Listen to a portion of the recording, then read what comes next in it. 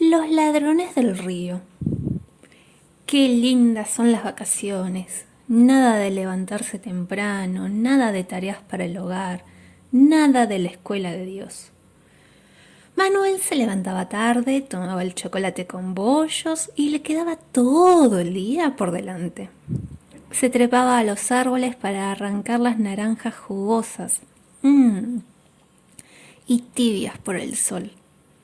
O se quedaba tirado en la cama leyendo el libro de Amadís de Gaula, que su padre finalmente había decidido regalarle. Pero lo mejor era cuando llegaba el día de ir a la quinta a pasar el verano. La casa estaba alborotada, como un nido de cotorras discutidoras. Doña Pepa parecía un almirante dando órdenes. Aquel baúl acá, aquel baúl allá. Toribia, cuidado con los vasos que son los únicos que tenemos. No olvides las sábanas. Y los manteles. No olvides los manteles. Parecía que los belgranos mudarían toda la casa a los carros que esperaban pacientemente en la puerta. Lo único que quedaba era la ropa de invierno, triste en sus baúles. A media mañana, entre los rezongos de Doña Pepa, emprendían el viaje hacia la Recoleta, llamada así por el convento de los padres recoletos. La familia formaba una caravana. En el carruaje conducido por Silvio, el cochero, viajaban Doña Pepa y las chicas. Los chicos iban en un carro seguido por la carreta con el equipaje. Los criados y el mismo don Doménico los acompañaban a caballo. El viaje era toda una aventura. Había que pasar por un puente de palo sobre un arroyo, uno de los tantos que cruzaban la Buenos Aires de entonces. El carro hacía crujir los troncos como si fueran a romperse, así que por las dudas se bajaron y lo cruzaron a pie. El carro iba dando tumbos. Los más chicos exageraban cada barquinazo, empujándose unos a otros. Se desternillaban de risa como si fuera una gracia extraordinaria. Las chicas los miraban con desdén. A las cansadas llegaron a la quinta de los Belgrano en la Recoleta. La Recoleta se asomaba al río desde una barranca. En aquella época era puro campo. Había unas pocas quintas que ocupaban varias manzanas. Algunas quintas tenían miradores desde donde se veían las lavanderas que fregaban en el río y las golondrinas que picoteaban las redes de los pescadores. Para los chicos aquello era el paraíso. Había cientos de árboles para trepar y playas para tirar piedras haciendo patito. Perros para jugar. Pero lo más lindo de las vacaciones era la abuela, que vivía en la quinta. María Inés, la abuela materna de Manuel, era toda redondita.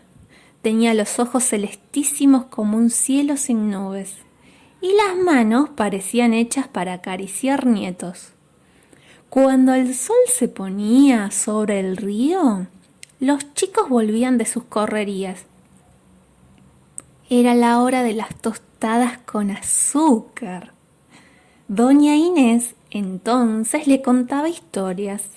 Algunas eran de verdad, otras eran fantasías. La abuela estaba perdiendo la memoria y a menudo confundía la realidad con sus sueños. Dicen que dicen. Así empezaba siempre sus historias. Dicen que los hijos del pirata John Drake. ¿Quién era John Drake, abuela?, preguntó Manuel. John Drake era un pirata, el sobrino de un corsario inglés famoso que se llamaba Francis Drake. Hace muchísimos años los dos salieron a dar vueltas al mundo. John se vino por su cuenta al Río de la Plata. Una noche, sin darse cuenta, su nave chocó contra una piedra enorme y se fue a pique. Doña Inés le dio una pitada a su cigarro. La abuela, como muchas damas de aquella época, fumaba a escondidas de su hija que la retaba por ello. Por fortuna, los piratas lograron llegar a la orilla. Estuvieron allí un montón de días, pescando surubíes con sus sables de abordaje, hasta que el humo de su fogata llamó la atención de los indios que lo hicieron cautivos. ¿Puedo comer otra tostada, abuela? Claro. Doña Inés nunca le decía que no a sus nietos. Y continuó la historia.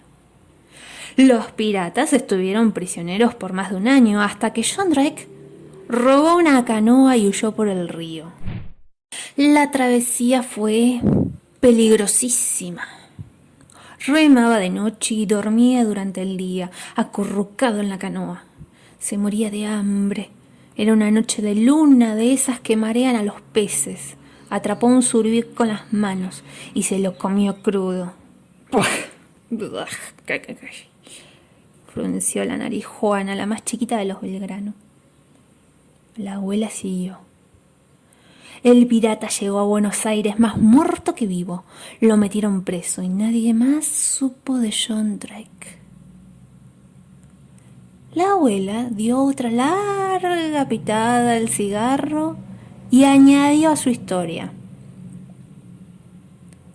Pero la leyenda cuenta que John Drake volvió a encontrarse con sus hombres, que habían adoptado las costumbres de los indios. Andaban en cuero como ellos, cazaban pumas con arco y flechas. Al parecer, John se casó con la hija de un cacique y tuvieron muchos chicos.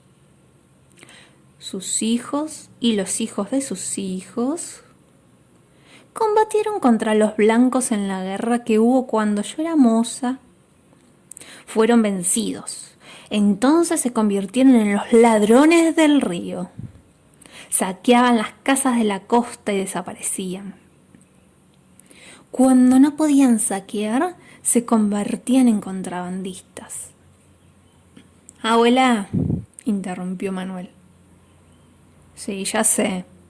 Contrabandistas son los que traen sin permiso mercaderías de otros países. Lo que está prohibido por ley. Comercian azúcar del Brasil, seda de la China. Abuela, ¿los contrabandistas existen? Por supuesto. Uno de sus lugares favoritos para desembarcar es precisamente la playa que a ustedes les gusta tanto.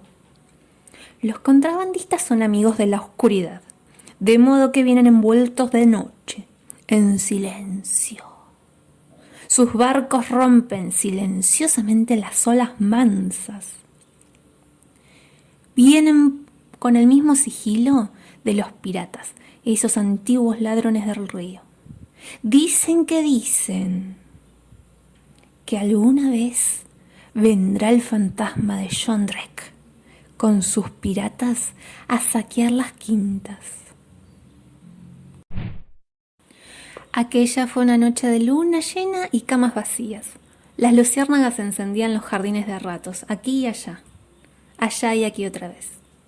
Los mosquitos no dejaban dormir aunque uno se tapara hasta la cabeza con la sábana. Aburridos, los chicos más grandes, Domingo, que tenía 13 años, Manuel de 11 y Joaquín de 8, se escabulleron de la casa en puntitas de pie. ¿Vamos a la playa?, propuso Joaquín, que era bastante temerario. Fueron por un caminito que bajaba por las barrancas hasta el río. Al fondo se veían las luces pálidas de una pulpería donde se reunían los pescadores y los peones del matadero cercano. Tontearon un rato en la playa. Domingo tiraba piedras al agua como si quisiera despertar a los peces dormidos. De pronto, Joaquín se restregó los ojos. Miren, allá, en el agua. Sus hermanos miraron hacia donde él indicaba. Una luz se tamboleaba en el medio del río. Aguzaron la mirada. Sí, había una luz. Y unos remos que se elevaban y bajaban rítmicamente una y otra. Era una barca. ¡Contrabandistas!, gritó Manuel. ¡Piratas!, chilló Domingo, casi al mismo tiempo. La barca avanzaba cada vez más. Los remos chasqueaban en el agua al mismo compás. Chus, chus, chus. Una nube que tapaba un poco la luna, se corrió. La luna entonces iluminó a unos hombres que remaban con la cara tapada por gorros de marinero. Alguien que parecía el jefe estaba de pie en la proa. Parecían feroces. Seguramente llevaban navajas. Domingo, Manuel y Joaquín salieron corriendo como alma que lleva al diablo. No se sabía quién corría más rápido. No corrían, volaban. Tomaron a toda prisa el caminito que habían bajado hacía unos minutos antes. Se resbalaban, se arañaban las manos con las malezas, pero no les importaba. Finalmente llegaron a la casa. Estaban convencidos que habían visto el fantasma de John Drake y sus piratas. Pero no podían decir nada porque les darían un soberano reto por haber salido sin autorización. Entonces optaron por irse a dormir. A la mañana siguiente, en la playa había un reguero blanco que iba desde la orilla hasta la barranca, como si una bolsa hubiera estado agujereada y dejara una huella tras de sí. Era la única señal que había quedado de aquel contrabando de azúcar. Continuemos leyendo el siguiente capítulo en el próximo video.